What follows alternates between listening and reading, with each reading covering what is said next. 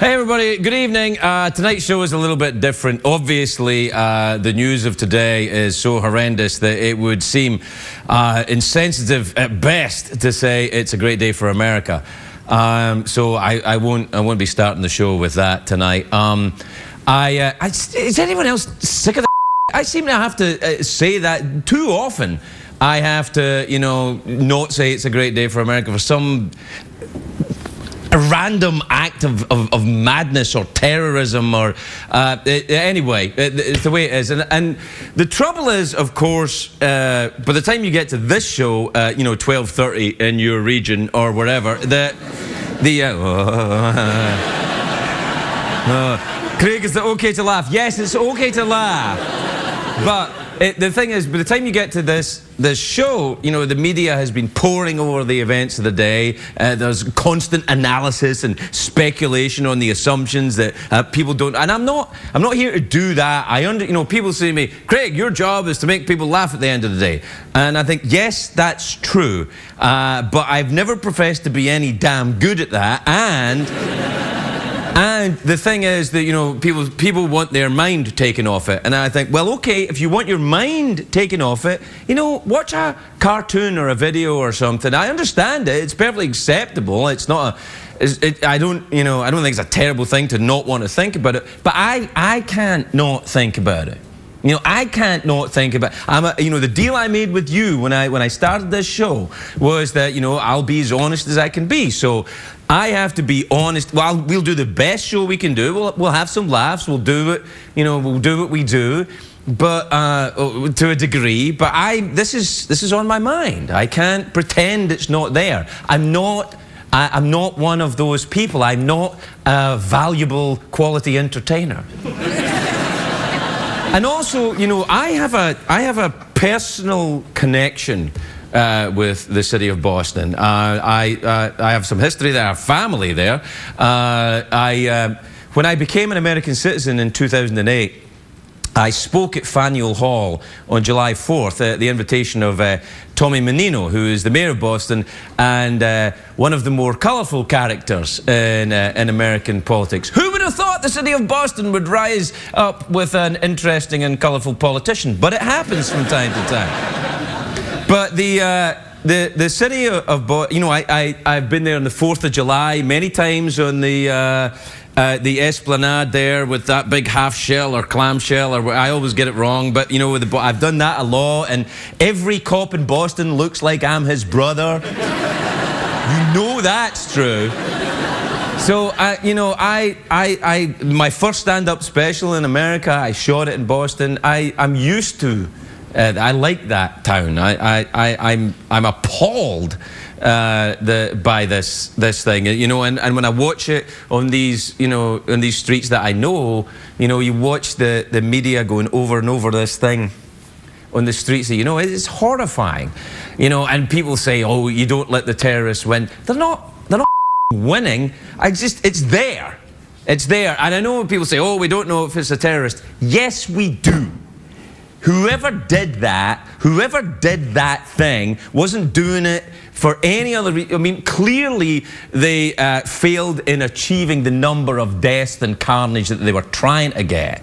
You know, this wasn't some brave commando that snuck into a military installation and put a limpet mine on the side of a battleship and then snuck out, you know, fearing for his own life. This was some that went into a public place and left something there that he knew was going to blow up. That's not a soldier. That's a terrorist. That's not a soldier. You know. So, you know, if I have all this inside of me, you know, if I have all this rage and anger and distress and upset inside of me, I'm not good enough a comedian to hide that from you. I can't hide it from you. It's there. So we'll have our guests out tonight, and I'll ask them about their lives. But wait, I don't know how it's going to be.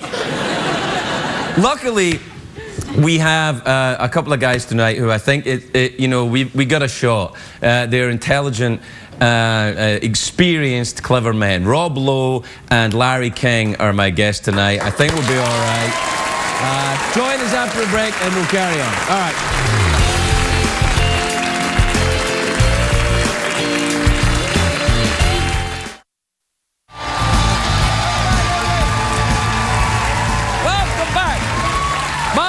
Guest tonight is a very talented actor. He is the narrator of the miniseries The 80s, the decade that made us go to rehab. Airing on the... Made me go to rehab anyway.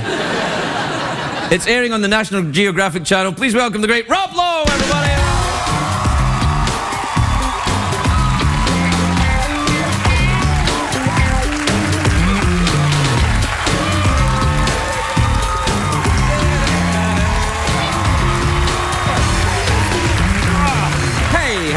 Well, that's all of our prepared bits. Yeah, that's everything gone, Rob. Just like the 80s, it disappeared. There's nothing left in either of our brains. I'm surprised that you're doing a documentary about the 80s, given that I kind of think of you as being one of the people that participated a great deal. You don't need to flatter me. You know that I'm one of the people that can't remember much about. Well, that's kind of what I was thinking. That if you're doing a documentary about something, wouldn't it be best to know about that? Did you have people, researchers, look into your life at that time? Because I got a great video you should see, buddy.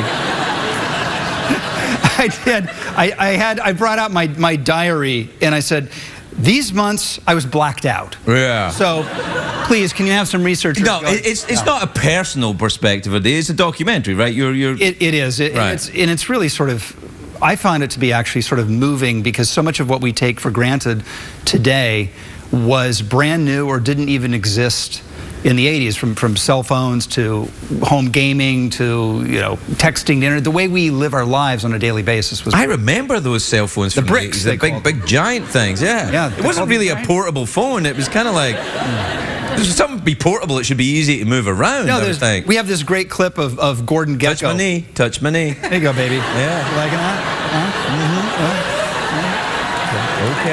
Okay, yeah, no, it's kind of nice, actually. You're Rob Lowe, help yourself. So, no, I'm fascinated by this period in history because I have trouble remembering parts of it myself. Well, it's like, to me, the greatest, people talk about the 80s and what changed history, and people talk about the fall of the Berlin Wall or the invention That's of the done? But see, I missed that as well. To me, single greatest invention of the 80s, hair mousse. Well, yeah. At least for me. Are you wearing a hair product right now? Oh, no, I'm all natural. Come on. Yeah. Really. I thought you were just surprised. No, it looks good. Your hair looks great. Well, thank you. Yeah, no, it's really good. Yeah, I think we're the only two people that came through the 80s with our hair intact. I know. No, yeah. I don't know if mine's intact. Mine's grey though, man. No, it makes you very distinguished. See, I don't want to be distinguished. Don't want to be distinguished. No. I don't want to be distinguished. Thank you though for making me distinguished. No, you got like a Clooney thing without the Darfur. Oh, Clooney, my ass! Come on. Don't have a Clooney thing going on. Late night talk show douche. I don't have a Clooney. Where's my Italian thing that he has? What does he have? A villa in somewhere. Have you been there? I bet you have. I have not been to the famous villa yet. But maybe after tonight, I'll get an invite. Oh yeah, because George is watching right now. No, he's like, I never miss Craig. He's got a me thing going on. Hey, listen, the terrible news coming out of Boston today. You've been following that stuff today? I have been, and like you, I love that city. I've shot there, and I have friends there, and Amy Poehler, who's on Parks and Rec, is from Boston, so I have an affinity, and it's been horrible. A lot of people in the comedy world from Boston. Louis C.K. Yeah, and Dennis Leary, he's from Boston as well. There's a lot of that. Dennis Leary's another one. I met Dennis in the 80s. But you remember meeting Dennis Leary in the 80s? Well, we had similar interests. Let's just say that. Yeah, I hear you loud and clear, pal. But the thing about Dennis is he never really went that crazy. He sort of had an image of being a crazy man, but he wasn't really. You, on the other hand, stories are abound that you were actually completely crazy.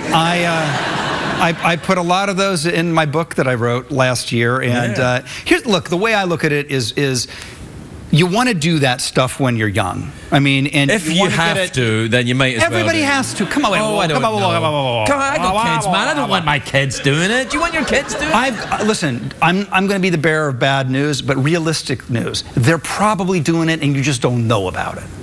One of them's only 2. Oh my God.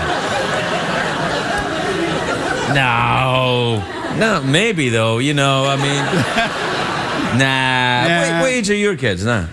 I have a freshman in college, and I have a junior in high school. Wow. See, that's so listen. That's the danger years. Yeah, that is. Yeah, mine are a little younger than that. I had to wait a little longer to have my kids. I was like, what? Oh, no kids! Oh my God! Look at the time. Let's go. Yeah. As far as you know. Oh, don't even start with that. Has anyone ever? No, I can't ask you that. Is that true? What? No, I managed to escape that one somehow. Yeah. But no, all of the craziness that we all did helps form who we are now. I mean, I'm sober now 23 years. Wow, so, that's sensational. That is great. But, and I wouldn't go back and change a thing. Well, I wouldn't change people always say to me now, though, what do you do now if you don't drink or go crazy? Well, what do you do? I mean, I do this. It fills my day. But what about you? And this is crazy. Let me tell you. This is not crazy. This is sedate tonight. I'm dialing it back a bit. Okay, all right. Yeah. All right. Yeah, but it's what do you do? How do you relax? How do you unwind? Well, that is the thing. I do have to find ways to let that crazy part of me out, because I think that's part of what makes me who I am. So, I surf, a big wave surf. Wave surf, like North Shore Hawaii big wave? I've surfed on the North Shore, but if it gets really big, I don't go out. But and that's pretty. I rode a jetpack last week. One of those crazy like Jetsons, 1960s. We thought we were all going to have one when we got older. Of course, none of us have them. Well, you've got one clearly. Seems like you turn up at Parks and Rec in your jetpack. Hi, other people who are not Rob Lowe. That must be good. It was a one-time only thing, but it was fun. But I got to find stuff that do you get? Are you kind of an adrenaline junkie? Yeah, then? You're kind of like fast cars, airplanes, that kind of thing. Yeah, I'm so bad with math though that I don't want to be responsible in a cockpit. Like how much gas ratio of flight time was? Oh no. They got computers for all of that now. Yeah, no, it just goes like that. Hey, more gas. Better stop for gas. Or something like that. I have a pilot's license. I really should know. Yeah, I do. Yeah, I have a similar problem to you. I kind of have to be engaged, or else, it's like Sherlock Holmes. You know, in the Sherlock Holmes stories where he gets depressed if there's no case and stays at home and shoots intravenous cocaine. That's me. I hear your pain. Yeah, it's kind of like that. I hear your pain. With that upbeat note, we'll take a commercial break. We'll be right back with Rob Lowe.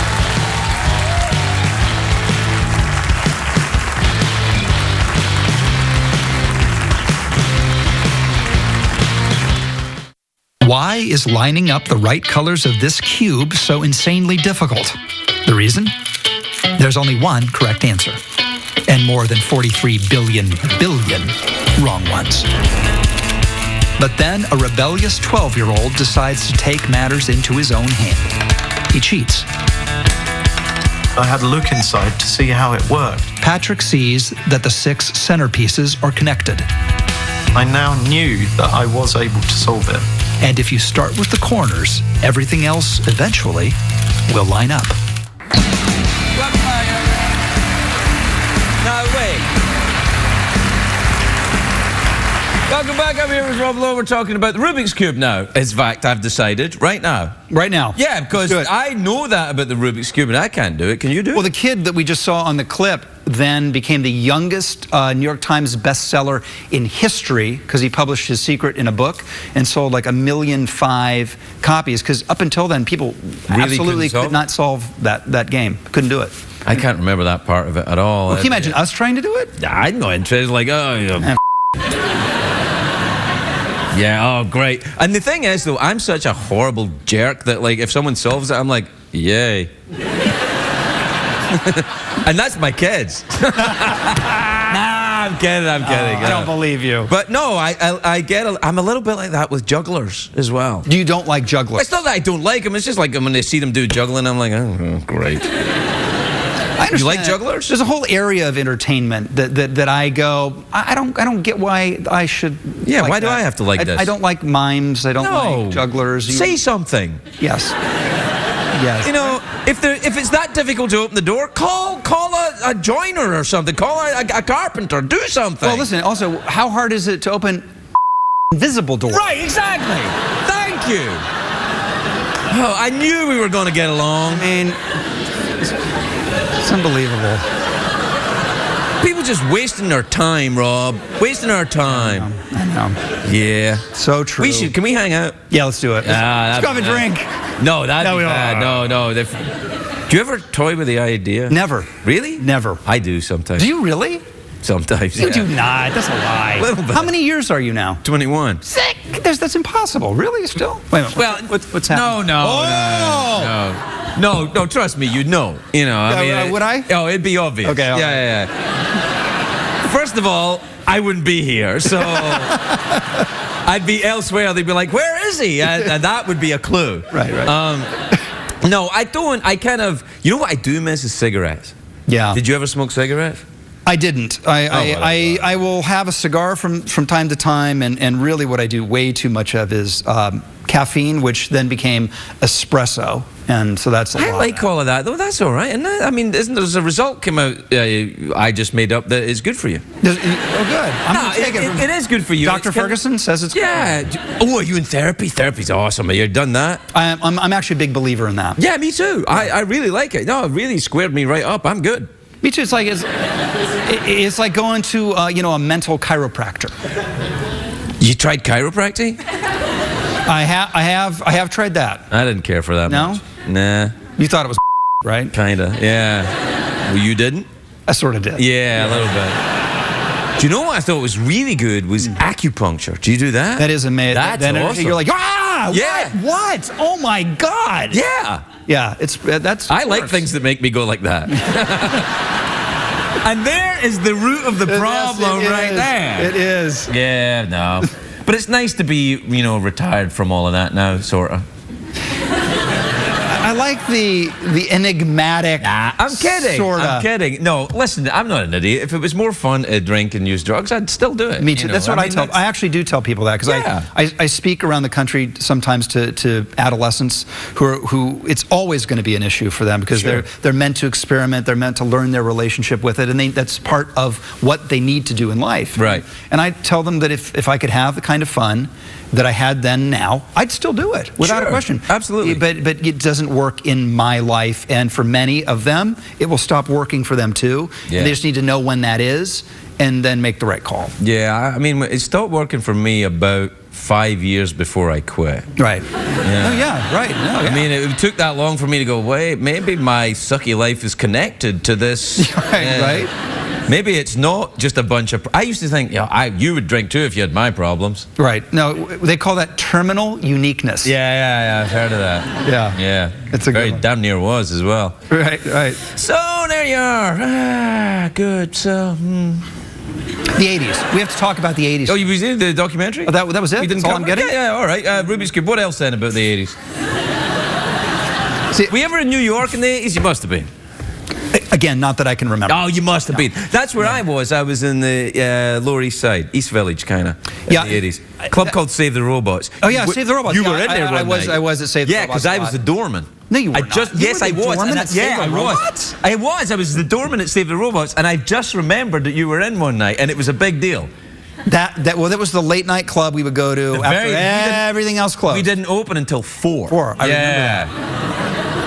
And we were doing a lot of espresso. Oh yeah, a lot of that. It was that powdered espresso that people were doing at the time. That is saved. Yeah, that's right. You are now my new favorite hero. No, the thing is about being the doorman at Save the Robots, you don't have to do anything. Who was the biggest that ever came in to Save the Robots? I can't tell you. Oh, come on.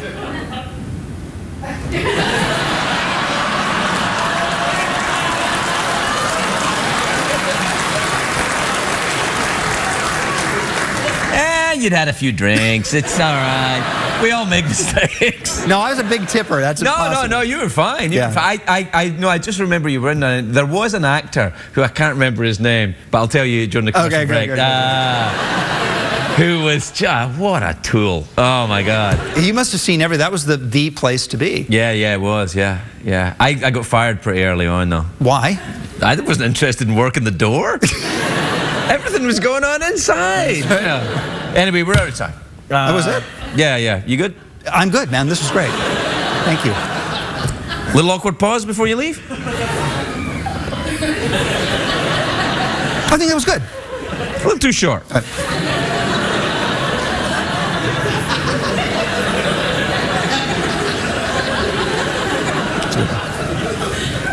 Rob Lowe, everybody!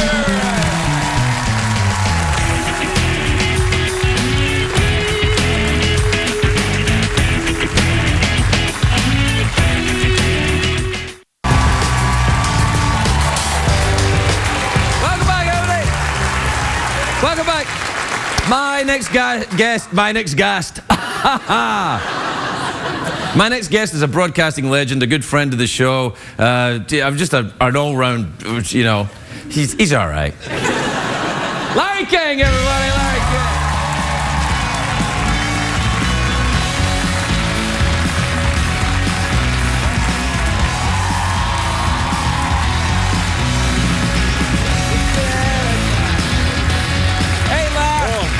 Hey, Larry. Hey, listen, thanks for coming in tonight. I know it was kind of short notice, but, you're Mishpucha, and I wanted to be talk. Mishpucha means family. For those of you not from Beverly Hills. Inside joke. These people are not from Beverly Hills? Get out! No, you're Mishpucha, we're family. And the terrible events in Boston today, I said, who can I get on? Because I didn't want to talk about it, but I didn't want to not talk about it. And I thought, who is the most experienced newsman I know? And it's you, so that's why I wanted you to come in. Well, these are the toughest kind of days. It's horrible. The best example I can give you, I've worked so many of them, is 9/11. Right, of course. 9/11, that night was a horrific night, and I was here, and 2 weeks later I was at Central, I was there in New York, I was with the firemen and the mayor, and when you go through a tragedy like this, you're really caught up in it, You're feeling the tragedy when you're anchoring something and you're talking to so many people, and I'd be here and I'd be talking to the mayor of Boston tonight and the people involved in the federal government, FBI, and then you try to get people who are the witnesses on the street. You got to have compassion for the people who are victims. Sometimes you have victims. You're going all over the place. You're really a high energy. At the same time, you're feeling it. It's tough, but it's what you live for. It's really insane it's so frenetic. People are in your ear. Go to Boston. Go to here. You got a guy in Washington. Go to him now. Go to him now. So you're caught up in being professional. At the same time, you're absorbed with the act. And then at the same time, all that's going through you, and you hate like you said it earlier. You were brilliant earlier, by the way. These people are cowards. Yeah, he's not. You leave a bomb. Soldier. It's not a soldier. And another thing is, when you got floating news like this, when it's happening as it's happening, right, you get mistakes made. Sure, all the time. Connecticut, they made. But they're speculating all the time, and that's what makes me crazy. I it's don't like do the that. greed for well, information. I want to be better than you. I want to be faster than you. So CBS wants to beat NBC. NBC wants to beat CNN. CNN wants to beat Fox, and that becomes more important almost sometimes than the story. And I never let that get out of hand. I never liked guessing. You can't guess. So we don't know what this is yet. Now, maybe we've learned something in between. But as we're taping this right now, we don't know anything about thanks a lot, man. What? Everyone was like, they're live. Now they're like, no. People think you're here at 12. By the way, Rob Lowe is, I'm on that 80s. You in that 80s thing? Yeah, because I remember, I remember at Save the Robots, you coming in one night. No, you were the worst guy we ever had in there. Nah. No, you know what I remember? One of my abiding memories of the 1980s is your appearance in the movie Ghostbusters. That's a great story. It's a good. Is it a story? Oh, yeah. Tell me about it. It's a talk show. I've been in 23 movies. Right. That was my first movie. Really? My first ever. And they called me, and I was the first scene shot on the first day. With Ivan Reitman was the director. We shot it at WR Studios, 1440 Broadway. They did my old radio show. I was taking calls, people saying they were seeing ghosts. I was hanging up on them. You know, like they're nuts. I was smoking then, so they had a big cigarette, a big ashtray. Anyway, it was a fun day. So I get to do. I'd never been in a movie. I got my local television show in Washington. I'm doing a national radio show, and a limo picks me up at the airport. Limo, hey, I'm an actor, right? Yeah. I get in the back of the limo, and I notice the limo driver is not wearing a black uniform with a black hat, but he's wearing like a pea coat, you know, and jeans, and he's like a tough-looking guy. He's like 200 pounds. Were you attracted to this? No, I said gentleman? no. Maybe a little bit. You know, you're sick. Yeah. Anyway, I leaned up a little, you know, in the back of the limo, and I said, "Sir, you don't look like a limo driver." He says, I'm a Teamster. The team, yeah, tough union. Yo, I say did I say it against the Teamsters? No. Did he I? Said, no, Ever? Don't speak against. No. He says, yeah, we got the contract. We do every movie in New York. In other words, if you do a movie in New York, the Teamsters drive the cars. We'll drive the Ghostbuster car in the movie when you see the long shot. We pick up all the actors in the movie. That's what we do. So I say, well, supposing I'm making a movie in New York, and I don't want to use the Teamsters. What are you, high? Why did you say that to the guy? No. The guy turns around and goes, I interviewed Jimmy Hoffa, so I got to know the Teamsters. Oh, right, yeah, he was involved. Anyway, this is a true story. I got $10,000 to do this 1 5-minute scene. But me. Wait a second. 3 years later, that movie was sold on the same day. Ghostbusters was sold to ABC and HBO. Okay? On the same day, both bought the rights. ABC had it for a year, and then HBO had it in perpetuity. And if you had a speaking part, you got like 10 times what you were paid. Oh, are you I got a check kidding for $100,000 for this one scene. And then, now I'll get checks for 47 cents. It'll show somewhere. This is all these years later. It was fun doing them. Wow. Yeah. You must have made a great deal of money over the years. And then, of course, there's alimony. So, there's... Man. Let me tell you, first of all, I paid child support. Oh, yeah. And I paid, yeah, you did. Yeah, I paid. But it was all worth it. Yeah. Yeah. Yeah, all So right. we're here to talk about Boston? Yeah, you know, the thing is, I want to talk about it. I don't want to talk about it. I don't know if I were hosting a show like this. Yeah. How I would handle a night like this. It's hard. It's not very hard because Letterman did a great job. Remember? Yeah, after 9/11, when Dave came back, it's one of the greatest moments in broadcasting history. Are you sure we'll be on tonight? No, I'm not actually. I'm not. Right. If there's breaking news, no, we won't be on. They won't be on. Yeah. If they get later news on it. Yeah, of course, and that's fine. I mean, God, it's not like we won't be back. How do you handle an entertainment show? But you handled it, I would say, extraordinarily well. Oh, thanks. I mean, what I try and do is be honest. I think that, right. But I've seen you do this. You know, just tell the truth. If you don't know the answer, a lot of people, I think, when they're broadcasting, they try and second guess everything everybody's going to say. They talk too much. They talk about themselves. Oh, I do. I have covered better. No, or they get they know too much. Yeah. Today in Boston. Well, I think a horrible day that will live in the hearts of infamy. Yeah, that. You come on and you say, this was a terrible day. We're going to talk to some people involved, and some people who are talking about it, and some people who are trying to find answers. My first guest is. Right. And the first question is, where were you, and what happened? Oh, I wasn't involved, man. I was here in L.A.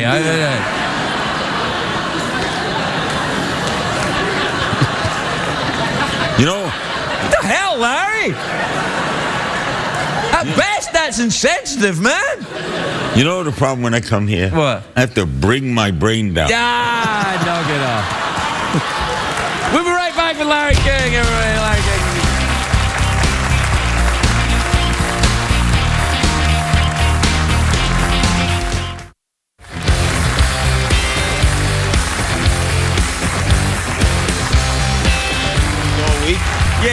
Yeah. Welcome back, everybody. I'm here with Larry King. He's in a documentary about the 80s or something. Yeah? Yeah, on PBS. Yeah. I haven't seen it, but Rob said it was really come out well. Yeah, no, it's good. Do you have a big 80s? Did you? Well, 80s were big for me. I broke in CNN in 1980 for June 1st in 1985. How are they doing right now, CNN? I don't follow the ratings. But oh, you don't? I do. How are they doing? Well, they're making a lot of changes. Yeah. No, let me tell you, Chris Cuomo was a great hire. Who? Chris Cuomo. Sure. Man, yeah. He's very good. He's going to host the morning. He's very good. It'll be great. He's very good. I never said he wasn't. Okay, well, you said it facetiously. You acted. The thing is, I wasn't. I'll just be honest with you. I wasn't really listening because.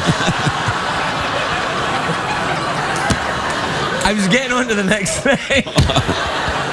I had a great time. 25 and a half years, hey. Yeah, but you should still be doing it. Is my look. America trusts you and will listen to you. So I don't know why a broadcaster like CNN would go, well, let's get rid of that and get some. That doesn't make sense to me. That doesn't make sense. They didn't really get rid of me. They offered me a 1-year extension. I used to get 3 or 4 year extensions, and I took that as a writing on the wall. Oh, really? So I took it. Well, what was I going to do? So you walked out on America, you son of a bitch! I didn't know that. I didn't walk out. Hey, I'm on the internet now. Oh. You know, we have Hulu. Well, you're doing well. I did. Hulu loves us. Yeah, Hulu. We are on Aura. We got our own. Hey, you're on Oral? Aura TV. Oh, Aura. Okay.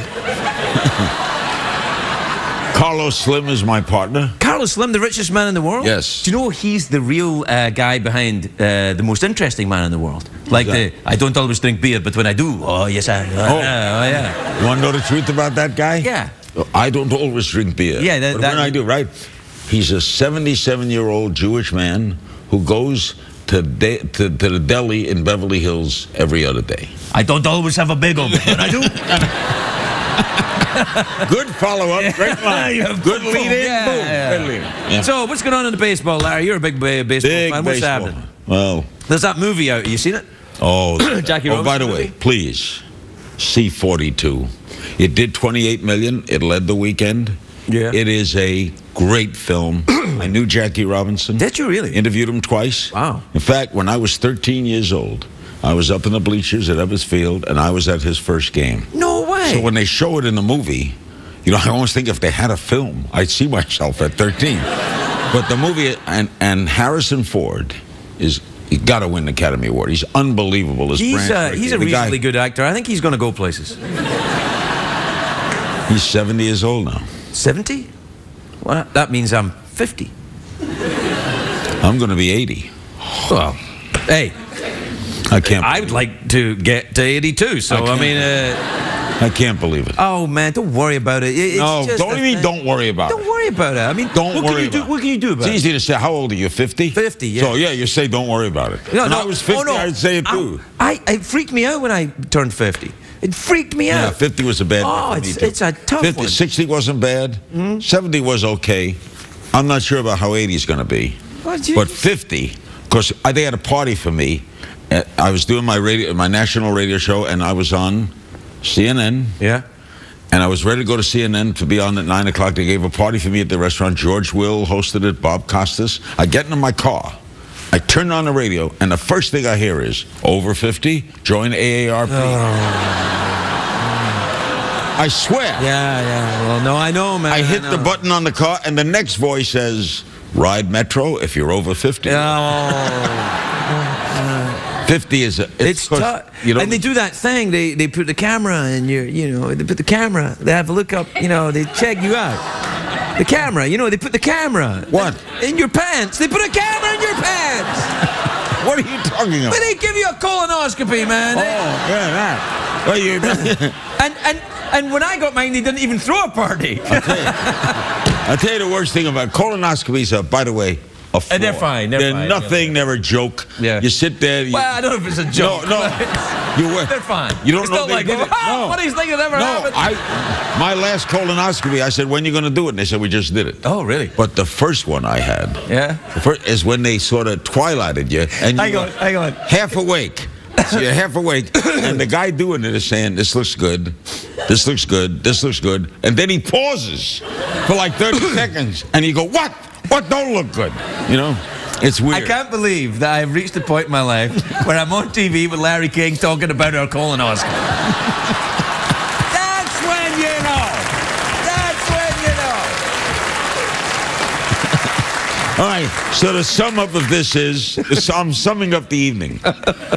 Watch the PBS special. Oh, yeah, you got to see that. Tragedy in Boston. Stay on top of it, and let's hope that no more lives are lost. Yes, absolutely. That we find out the horrific person who do this. 42 is a great movie. Yeah. And get a colonoscopy. A Night with Craig Ferguson. What else? Yeah, that sounds a little more interesting than A Night with Craig Ferguson, actually. I don't think it's that interesting now spending a night with. I get to bed early, man. You know what I like about you? Among many things I like about you. Yeah? Is you put your ego at the door. You really, for someone who's as talented as you are and has been successful, you do not have an enormous ego. I think I do, to be honest, but no, to be fair, I am being quite serious. I think I do, but I think I'm lucky because in the business that I'm in and that we are in, you get to see a lot of people who do not restrain their egos. I always left mine at the door. Well, you got to have a healthy ego to go on camera. Right. But what I'm saying is, I've seen what an ego looks like unrestrained when it's, walking around thinking it's, and I have to say, it's not attractive. No, it's not. It's not an attractive look when people are, think they're awesome. So when you know you're not awesome, it helps you. No, wait a minute. No, see, an ego is, you're awesome, but you restrain it. If you're restraining something that you don't think you have, you're not restraining anything. You follow? Let's put it this way. Run it by me again. Jackie Gleason. Right. Told me once. I told him, when you worked at CBS, you're like, did you own the network? He says, look at it this way. If you think you have clout, you have clout. If you think you don't have clout, even if you have clout, you don't have clout. That's me. So I don't think I have clout, and I don't. So you don't think you're awesome. So you're not reducing any ego. In other words, you don't have an inferiority complex. You are inferior. It's not a complex. Yes. It's not a complex. Yes, and here's the thing as well. I think I have a sense of perspective, which is this. What I do, Larry, is talk. I know, it's a joke. It's not that big a deal. I'm not looking up someone's ass with a camera. I'm not doing it's not like a proper job, Larry. But when you get your paycheck, do you say, whoa, they're paying me to talk? Yeah, a little bit. Come on. Yeah, it's crazy.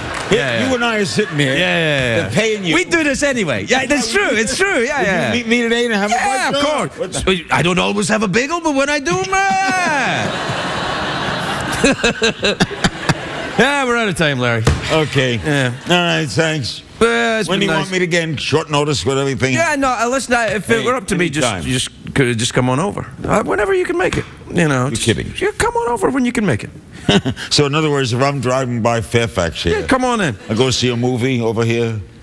What kind of movie are we talking about? 42. It's a great movie. No, well, you've seen that movie. You can't go see that movie. You're going to go see it again? Is it like Twilight or something to you? You're like... No, but I want to know, I could just drop in here. Yeah, come on in. Yeah. Okay. Yeah, I mean, I'd surprise you one night. You wouldn't get ticked, huh?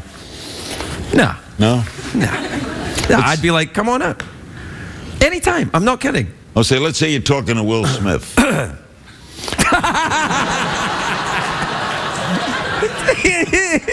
He's not coming here, man. I just saw him Saturday night. You did? I could have booked him. Did he say anything about me? We was like that. Ferguson. He's a good guy. Yeah, yes. No, I met him before. Okay. He was like, hey, what are you doing here? Get out. Let's say you had Will Smith on. Right. And I'm driving by. I walk on. And I just sit in this seat and just start asking him questions. Yeah. What would you do? I'll let you.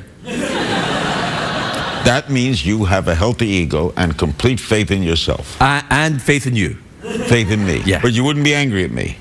I'm angry at you now, but you can't tell. Larry King, everybody.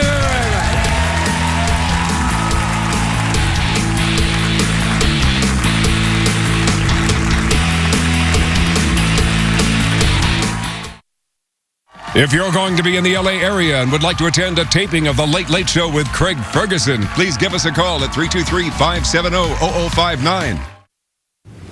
You know, it's been a tough day for a lot of people. So if you're watching from Boston tonight, our thoughts are with you, and we'll see how it goes. Good luck to you. Good night.